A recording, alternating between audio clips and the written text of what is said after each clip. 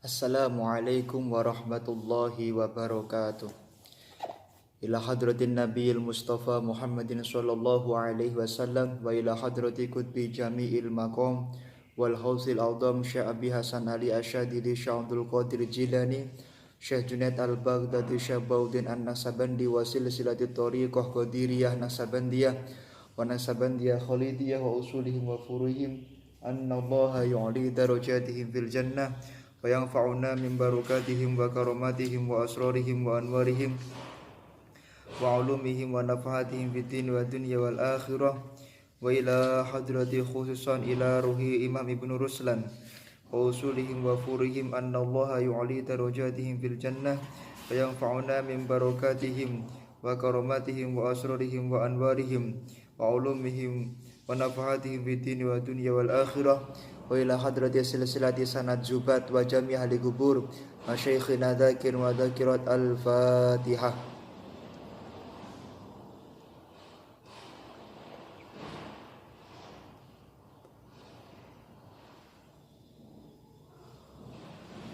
Bismillahirrahmanirrahim.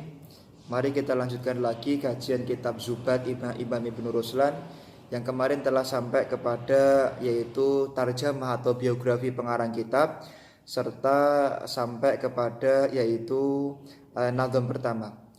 Alhamdulillahi dzil jalali wa syari'il harami wal halali thumma salatullahi ma'salami ala nabiyil mustafa tihami Muhammadil hadi minad dolali wa afdalis sahbi wa khairi ali. Bismillahirrahmanirrahim. Summa salatullahi nuli anapun utawi rahmat ta'dimi Allah ma'a salamin sumertani salami Allah Subhanahu wa taala. Di sini dibaca ma'salami. Kenapa dibaca ma'salami? Karena dhurul syair harusnya dibaca ma'salamin. Summa ini adalah huruf atof daripada kalimat sebelumnya. Dikatakan di dalam Alfiyah Ibnu Malik, al-adfu imma dubayanin au nasak wa gharadul ana bayanu ma sabak. Di dalam Alfiyah dikatakan kalimat atof itu huruf atof itu berarti apa? Ada korelasi kalimat setelahnya dan kalimat sebelumnya. Ala nabi yang ngatasi kanjeng nabi, ini ala termasuk huruf jar ya. Haka hurufal jari fahyamin ila hatta khola hasya'ada fi an ala mutmundurub balamu kewawon wata wal kafu wal ba wala ala wa mata. Di Alfiyah Ibnu Malik. Al-Mustafa kang den pilih at-tihami, Al-Mustafa kang den pilih at-tihami saking tanah Tihamah. Imam Ibnu Ruslan di dalam nadom yang kedua mengatakan bahwa beliau setelah mengucapkan hamdalah serta memuji Allah Subhanahu wa taala, kemudian menyampaikan sholawat dan salam kepada Nabi Muhammad sallallahu alaihi wasallam. Beliau mengucapkan sholawat kepada Nabi Muhammad sallallahu alaihi wasallam. Semoga sholawat serta salam dan keselamatan diberikan senantiasa kepada Nabi Muhammad sallallahu alaihi wasallam. Di dalam kitab Ifadatus Sada al-Umad dikatakan bahwa makna sholawat itu adalah as-sholatu wa ar-rahma al-makrunatu bita'zim. Sholawat itu adalah sebuah kasih sayang yang bersamaan dengan mengagungkan. Sedangkan kalau sholawat itu dari malaikat, kalau tadi dari Allah, maka dari malaikat maknanya istighfar. Kalau dari anak Adam, dari manusia, maka sholawat itu maknanya adalah at-tadarru' wa du'a, yaitu pengharapan dan sebuah doa. Ma'asalami sumerta de selamatan at-taslim minal afatil manafi li ghayatil kamal. Jadi maksudnya salam itu apa? Yaitu keselamatan dari segala perkara yang buruk, dari segala perkara yang menjadikan sebab orang tidak akan mencapai derajat kesempurnaan. Al-Mustafa, apa makna Al-Mustafa? Al-Mustafa itu adalah al-mutakhal al-mustakhlasu min khiyaril khalqi, yaitu orang yang telah dipilih, orang yang telah mendapatkan akreditasi terbaik daripada makhluknya Allah Subhanahu wa taala. Fa fihi isyarun bi annahu sallallahu alaihi wasallam afdalul makhluqin min insin wa jinin wa malakin. Lah, dari kalimat al-Mustafa maka bisa diambil kesimpulan bahwa Nabi Muhammad sallallahu alaihi wasallam merupakan makhluk yang paling mulia. Makhluknya Allah yang paling mulia di antara makhluk yang berupa jin, kemudian yang berupa manusia dan berupa malaikat. Kemudian tadi Imam Ibnu Ruslan mengatakan at-tihami. Apa makna at-tihami? Nisbatun ila tihamatin bikasrita li'annahu sallallahu alaihi wasallam makiyun. Maksudnya apa? Bahwa Nabi Muhammad itu adalah berbangsa Tihamah. Karena beliau berasal dari kota Mekah. Wa Makkatun min Tuhamah dan min Tihamah, dan Mekah itu termasuk bagian daripada daerah Tihamah. Washtaqqa tihamatun min tahima asy-syai' idza taghayyar. Mustaknya dari kalimat tahima. Auminat tahami muharrakatun wa hiya syiddatul har wa ruku dirih. Dikatakan bahwasanya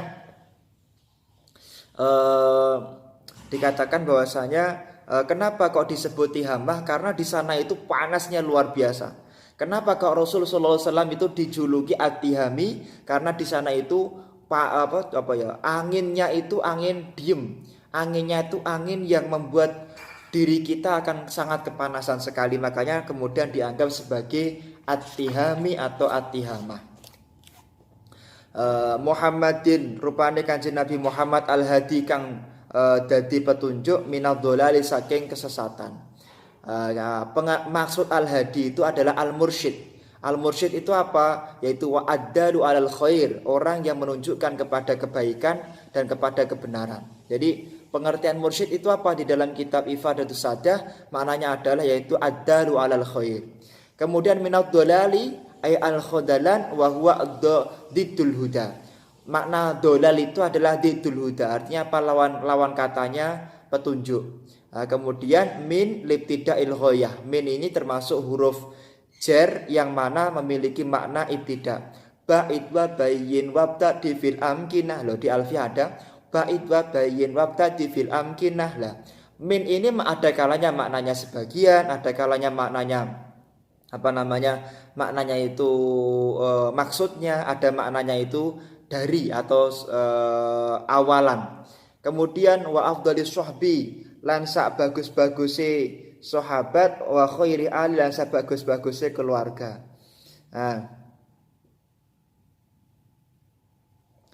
Rasulullah Shallallahu Alaihi Wasallam merupakan makhluk yang paling mulia. Beliau adalah orang yang paling mulia di antara seluruh Bani Quraisy, seluruh bani yang ada di zamannya. Maka tidak ada orang, tidak ada makhluk, tidak ada yang lebih mulia daripada Rasulullah Shallallahu Alaihi Wasallam. Ila akhirih wa bil jarri atfan ala qaulihi ala nabi. Kalimat wa afdalis sahbi ini merupakan huruf jar majrur, merupakan jar. Kenapa? Karena dia merupakan kalimat yang mengikuti, yaitu ma'tuf alaih ad-dolali, yang merupakan bentuk daripada jar majrur. Kemudian wa khairi ali. Apa maksudnya khairi ali? Wa hum sahabatuhu sallallahu alaihi wasallam fa innahum afdalu min ali ghairihim wa sahbihim.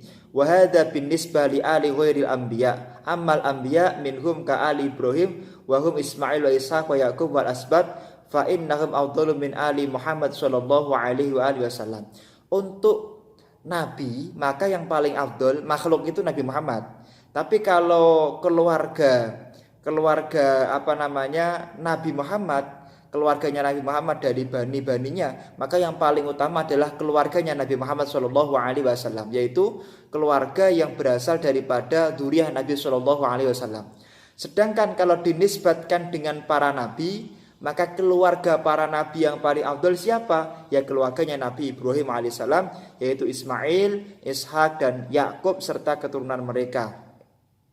Nah, dikatakan fa innahum afdalu min afdala min ali Muhammad sallallahu alaihi wasallam. Maka itu adalah lebih agung, lebih utama daripada Nabi Muhammad sallallahu alaihi wasallam. Di annahum anbiya. Kenapa? Karena walaupun mereka itu bukan habaib, bukan sayyid tapi mereka nabi. Jadi nabi. Jadi keluarganya Nabi Ibrahim itu lebih afdal daripada keluarganya Nabi Muhammad karena keluarganya Nabi Ibrahim itu adalah seorang nabi. Balhum mu'minu Bani Hashim wa Bani Muthalib. Lah dikatakan maksud daripada khairi ahli itu siapa? Yaitu Bani Hashim dan Bani Muthalib. Kemudian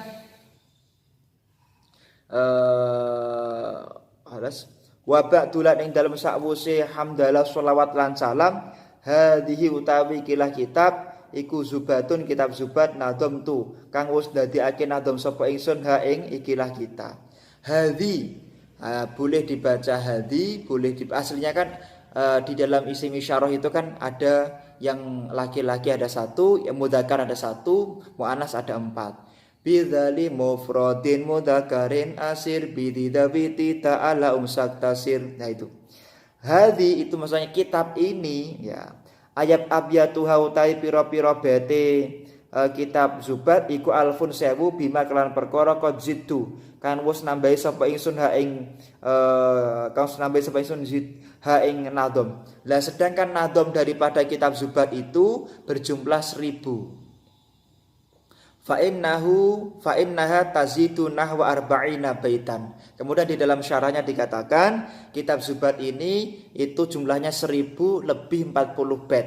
Bal fi ba'din nusakh ziyadatun kasirah. Ada pendapat yang memang beda-beda ya. Ada yang mengatakan 1040, ada yang mengatakan 1000 lebih dari 40. Ada yang mengatakan 1040 lebih. Nah, ini adalah perbedaan pendapat para ulama di dalam nadom-nadom di dalam jumlah nadomnya kitab zubat.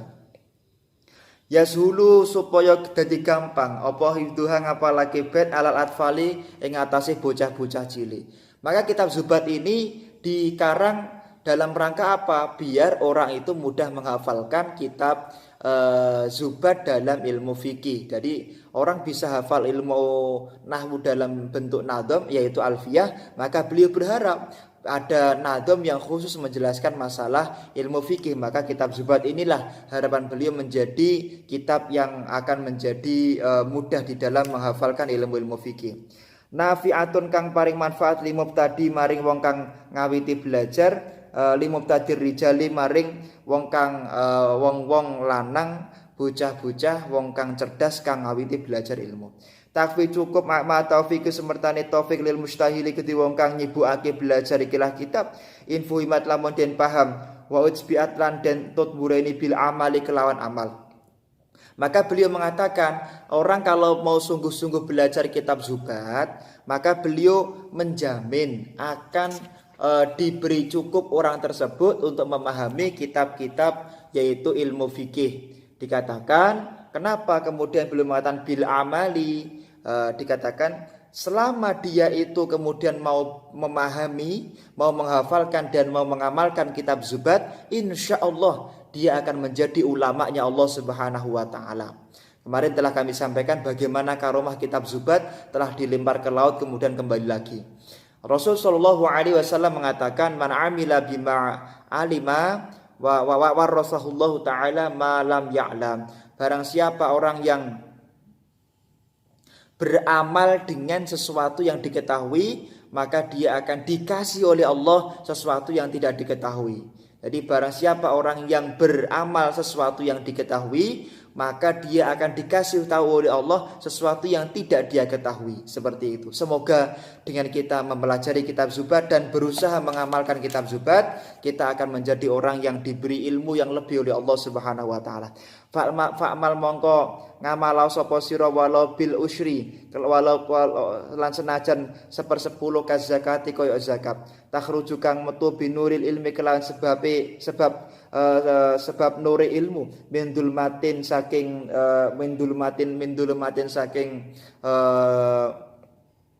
perkara saking keadaan kang peteng. Maka Imam Ibnu Ruslan mengatakan beramallah. Walaupun sampai tidak bisa mengamalkan seluruh kitab zubat, maka minimal 1/10 kitab zubat, maka beramallah.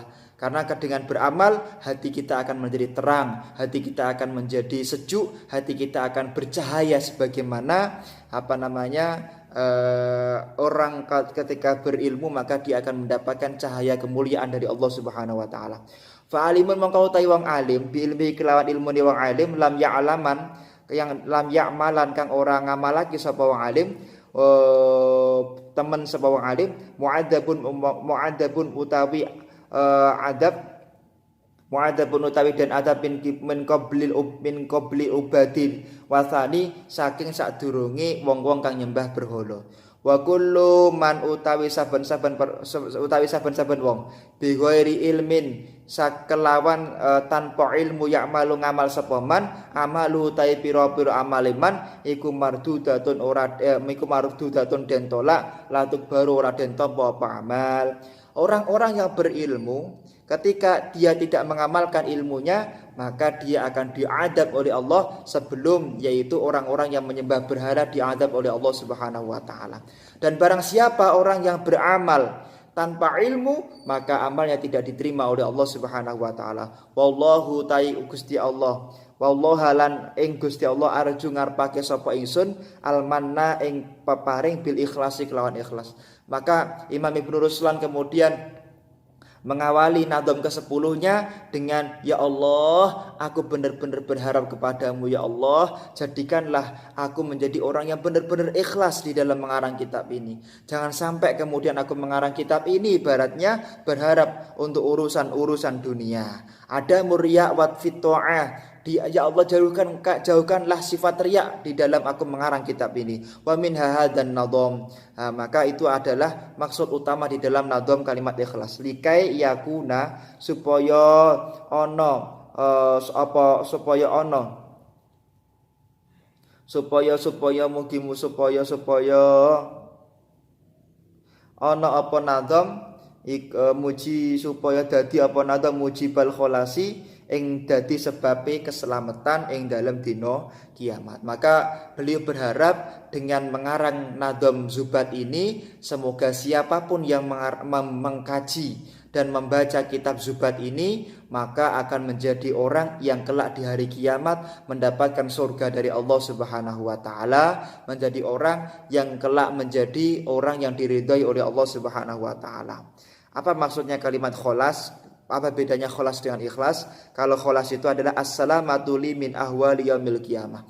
Kholas itu maksudnya adalah keselamatan di fitnah-fitnah di hari kiamat. Wa fiha dzakaru isyaratu ila annal amala musyawwab birriya wan nifaq la yufidu sahibuhu syai'an bal yakunu wabalan alaih. Barang siapa orang yang beramal, barang siapa orang yang berikhtiar tapi tidak disertai dengan yaitu keikhlasan, maka orang yang beramal tersebut akan percuma, akan sia-sia, tidak mendapatkan ridho, tidak mendapatkan surga, tidak mendapatkan berkah dari apa yang diamalkan dari Allah Subhanahu wa taala. Semoga kita berkumpul di sini, kelak kita berkumpul di surganya Allah Subhanahu wa taala. Al-Fatihah.